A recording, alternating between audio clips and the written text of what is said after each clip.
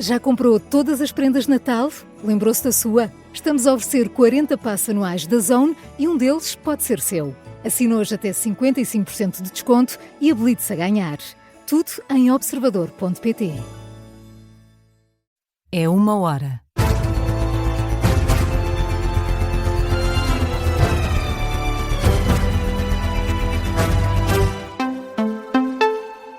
As notícias com Carlos Pedro. Boa noite, Jornal da Uma na Rádio Observador. A começar com uma notícia Observador. Luís Marques Mendes foi alvo de uma denúncia à Procuradoria-Geral da República.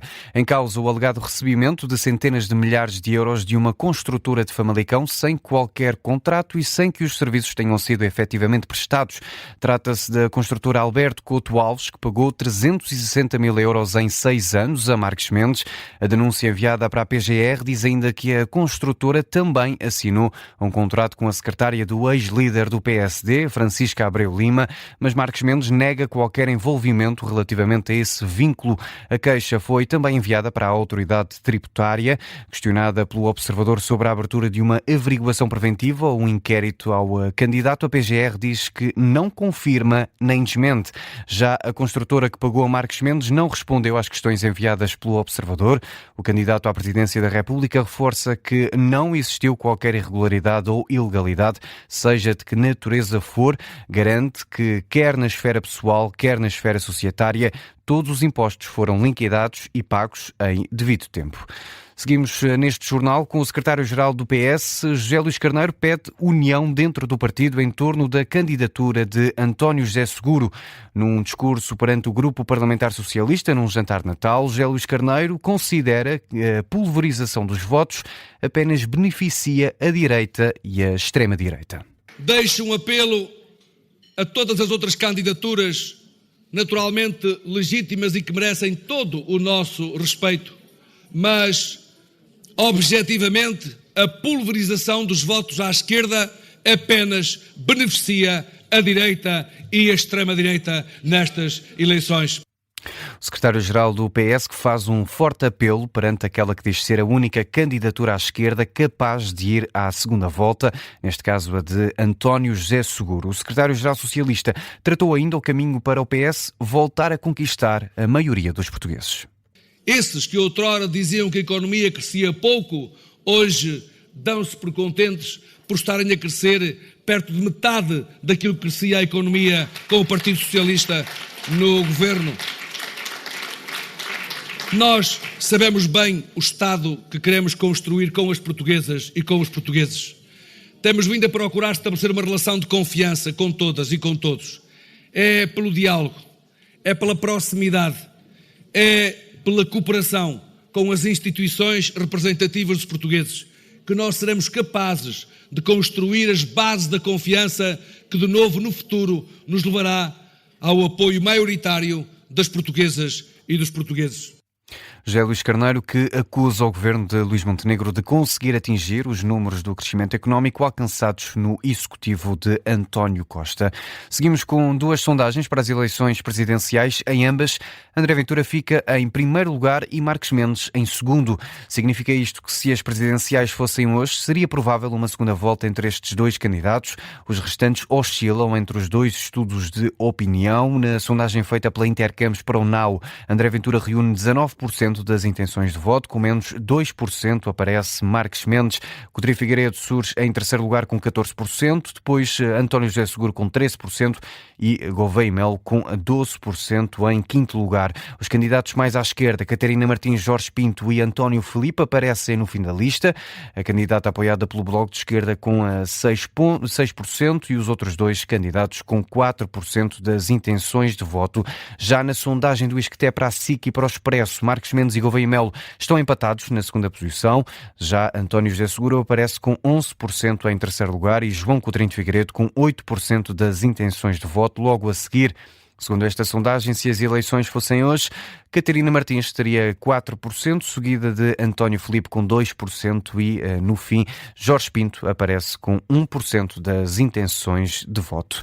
Voltamos neste jornal ao jantar de Natal do PS. Eurico Brilhante Dias refere que já não existe não é não entre a AD e o Chega. O líder parlamentar socialista recorda que a coligação de governo e o partido de André Ventura têm aprovado juntos várias matérias sensíveis, como a lei da nacionalidade e dos migrantes. Brilhante Dias realça que o PS foi a única força política a defender a Constituição e destaca que já não há limites entre a AD e o Chega.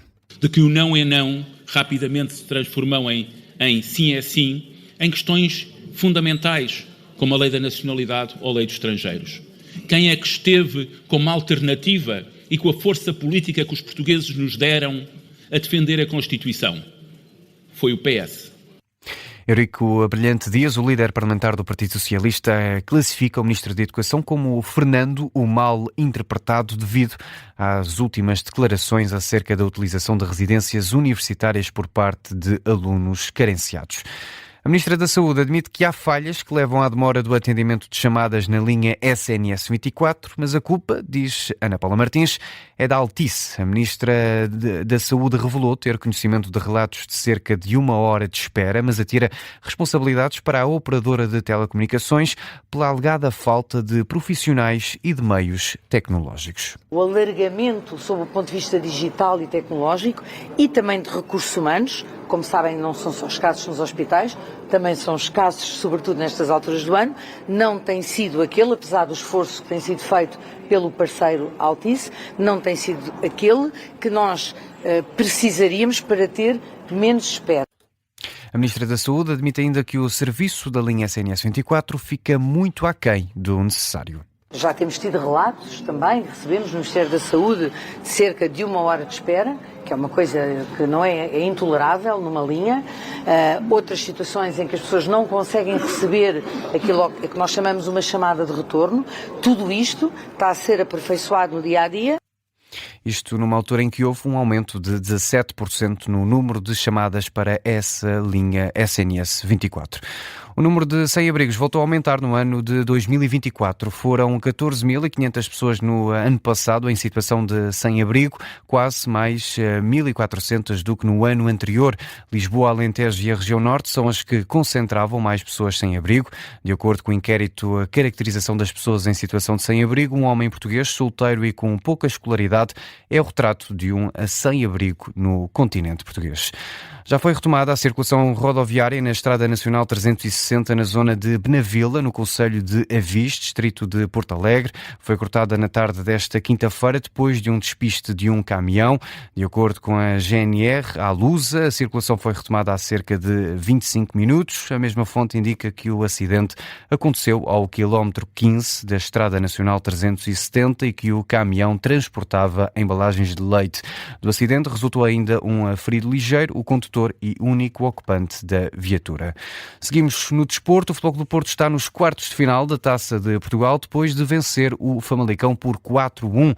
No final da partida, o técnico dos Dragões, Francesco Farioli, lamenta que a equipa azul e branca tenha sofrido um golo, mas considera o resultado merecido. Sim, eu creio que sim. Sim, eu acho que sim. Justa, eu acho que nós merecemos. Eu acho que fizemos um bom jogo contra um adversário que, na minha opinião, jogou muito bem, especialmente na primeira metade, com muita intensidade. Mas eu acho que foi uma ótima performance, muito sólida. Estou desapontado com o gol que concedemos de bola parada, mas o Famalicão é muito forte nisso. Com certeza poderíamos ter feito algo mais e algo melhor, mas, além disso, estou muito feliz com o resultado. Desta forma, vai haver clássico na próxima eliminatória desta competição. Nos quartos de final da Taça de Portugal, o Futebol Clube do Porto vai defrontar o Benfica, também no Estádio do Dragão. Seguimos também na Taça de Portugal. 3-2 foi o resultado final do Sporting do Santa Clara Sporting nos Açores. com muitas críticas direcionadas à arbitragem pelo conjunto açoriano. O treinador da equipa do Santa Clara fala num dia negro na história do futebol português. Em causa o penalti marcado pelo Sporting no final do tempo de compensação da segunda parte, que levou o jogo para prolongamento. O Sporting acabou aí por virar o resultado. Em declarações à Sport TV, o treinador dos açorianos, Vasco Matos, admite que ficou apreensivo com esta partida. Agora o resto deixa-me a mim e está a começar a deixar toda a gente um bocado assustado. Hoje é um dia negro do futebol, sinceramente. Da forma como isto aconteceu, acho que é um dia, sinceramente, um dia negro. A forma como tudo aconteceu, acho que deixa-nos bastante tristes, preocupados, mas pronto, é a nossa vida, temos que seguir. Volto a repetir. Os meus jogadores foram os heróis, a equipa esteve muito bem e isto tem que nos dar força para o resto que aí vem. Já Rui Borges evitou falar sobre o penalti marcado por Luís Soares, garante que não viu o lance. As incidências dos jogos acontecem em todos os jogos, por isso não é só neste. Em todos os jogos há lances, não vi o lance, por isso se ajuizou, não vou estar a discutir a arbitragem, já disse. 2-2, o lance foi penalti, tanto tempo para assinalar um penalti, por isso apenas e só, por isso naquilo que é a nossa parte, convertemos, chegámos ao empate e depois fomos melhores no prolongamento.